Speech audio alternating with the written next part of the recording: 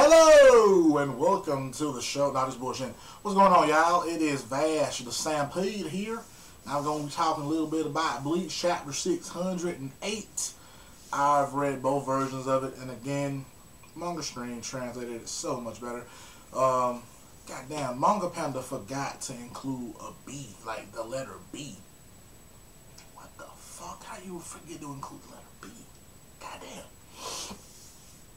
But this chapter was a lot about black and blackness and black and black.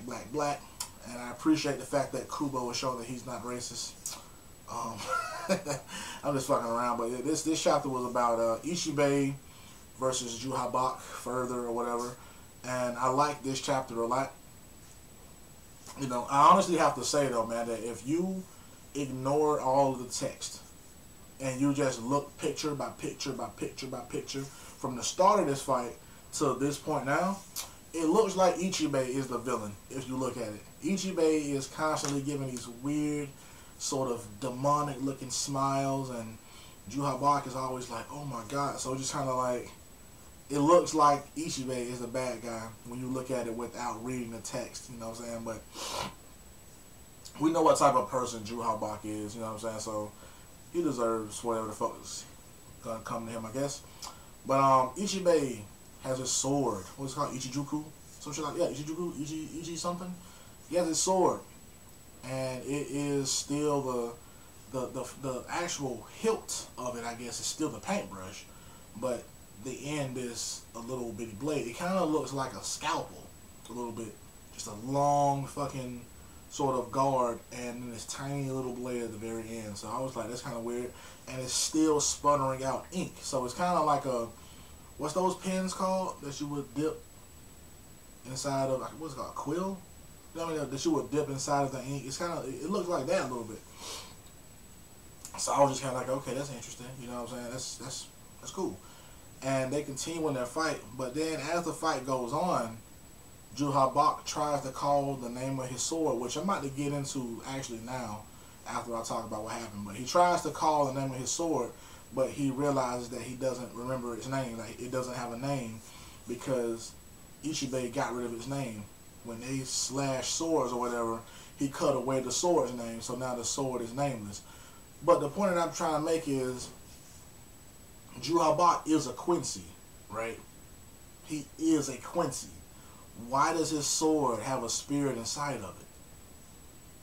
Because that suggests that his weapon has a spirit inside of it. If you cut away its name and it can't be called, it suggests to me that the weapon had a name as well as a spirit inside of it, and the power from said spirit cannot be called out. Now, I've never known any of the other Quincy's, you know, Uryu, Ryukin, Uryu's grandfather, any of the Sterners that we've seen even make a reference to drawing out a spirit in their weapons. Their weapons are made from like pure energy. So to draw out a spirit from it would be kind of weird, because you're just kind of making this weapon from the energy around you. You know what I'm saying? So I was like, is that a translation thing? Or is that just something that I don't know yet? Because someone left a comment in one of my last videos. I'm going to put it here somewhere because I want you guys to read it. But he was like, you know, he got this theory about, you know, Juhabak possibly being, you know, like one and the same with the Soul King, because that's what we were talking about, like Juhabak possibly being like the Piccolo to the Soul King's Kami sort of thing. You know what I mean? We were talking about shit like that.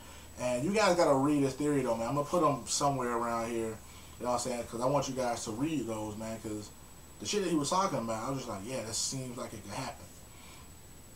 But I was kind of weirded out by the whole thing of Juhabak calling the name of that sword of his. That weirded me out, because I wasn't expecting his sword to have not only a name, but needed the name to be said to draw power from it. You know what I mean? That kind of fucked me up. But yeah, Ichibei cut away its name. You know what I'm saying? He was like a nameless warrior and a nameless sword. There's no way that you can kill me. And then Juhabak's like, okay, since I can't use this shit, I'm just going to take that power myself. And he does this holy thing, this sanct, whatever, a holy technique to try to take the power. And he's like, it didn't work. I couldn't take his power. But the Ichibei's like, oh no, it worked. You did take my power. but you cannot use it. My power is the manipulation of darkness.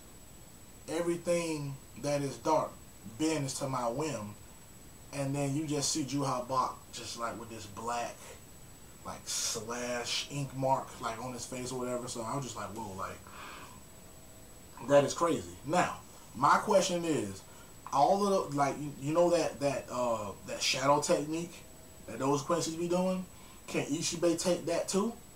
Because it, like, I don't know how true this is, but isn't that shadow shit what's keeping Juhabak sort of alive? Not alive, but I was just thinking that the shadow shit had something to do with him not aging. Like, that's what I was thinking anyway. Because you remember, like, when he was going to give the final, like, the death blow to, Ichigo or whatever, that shadow shit grabbed him. And then Hashirama was just like, hey, we can't be outside of this shit that long. I guess you reached the limit. Time is up. So I was just kind of like, okay, if Ichibe is able to manipulate that darkness, because that is something that's dark, he's able to manipulate that darkness, then he could essentially take Juhabak's literal life from him. The life support that he's been given with that shadow shit, Ichibe could just snatch it away from him. So I was just like, ooh, this guy really is a formidable opponent for Juhabak. I don't know if Ichibe is the strongest amongst the the Zero Squad. Probably is. He probably is. More than likely he is. You know what I'm saying? But I'm not understanding right now how Juhabak is gonna beat him. You know what I'm saying? Like, I really don't know how Juhabak is gonna defeat Ichibe. I know he has to for the plot of the show, but as of now, I'm just like, there's no way that Juhabak can win against this guy. Nothing that Juhabak does seems like it's going to be any way productive in defeating Ichibe, because Ichibe pretty much can cancel out everything that Juhabak can dish out at him. Now, the only thing I can think of is that the possibility of Juhabak absorbing the super Ryatsu that's up there. You know, that's the only thing I can think of, unless, I don't know if just up there in general, the super Ryatsu just kind of in the air or whatever. I don't know. But that's the only thing I can think of, him absorbing some super Ryatsu or whatever. Or maybe he might use a Volt Standing. You know, his Volt Standing might be so fucking powerful that Ichibe is forced to use his Bankai or some shit. You know what I'm saying? We don't know. But right now, just like there seems to be no hope for Juhabak winning this fight. I know that he's going to have to, but right now it seems like there's no hope. And I also want to pose a question.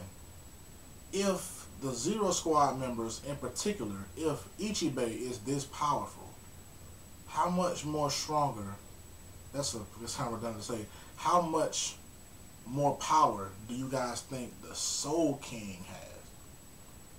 I know the Soul King isn't supposed to be a quote-unquote fighter, but I just can't imagine the Soul King to be the weakest of people. I can't imagine it. I can't imagine the Soul King just being some weak fuck. You know what I'm saying? The Soul King has to have unfathomable power. He has to. He has to. You know, and I do want to still believe that the Soul King could possibly be the villain or the main antagonist, so to speak. You know what I'm saying? When this series is over with, but Ichigo met him, right? So I just can't imagine Ichigo meeting the final villain and then walking away from him. You know what I mean? I can't see that shit happening. So I'm just like, you know, the Soul King might be a douche, but he might not be the final villain. But yeah, how much stronger do you think the Soul King is compared to like Ichibe? You know what I'm saying? Because it seems like Ichibe, for the most part, is on a whole nother top tier from Yamamoto, who was said to be the strongest amongst the Shinigami, which I can't even believe anymore.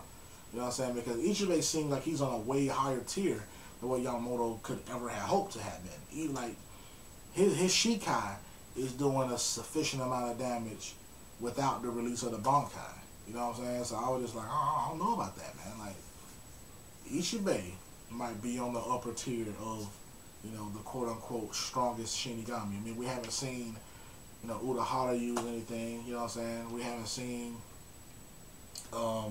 Shunsui's Bankai or Ukitake's Bankai for that matter. You know what I'm saying? They might be up there on that tier, but for now, I'm going to have to give it to Ichibei. Let me know what you guys thought about the chapter, though, man. Let me know what you feel about Ichibei and his Shikai. You know what I'm saying? His ability to manipulate the darkness and to control the darkness. You know what I'm saying? Does that mean he can control dark emotions, or do it have to be a physical form of darkness? You know? But let me know what you guys think about all that stuff, though, man. Let me know what you think about the comments left. I'm a dude, man, and dude, keep those comments up. You know what I'm saying? Because it's because of people like you dropping comments that I'm able to articulate these sort of thoughts that I have when I do my videos, man. So I appreciate you dropping those comments, man. Shouts out to Wolf. Also, man, you're a real cool dude. But let me know what you think about all this stuff, though, man. Vax Stampede.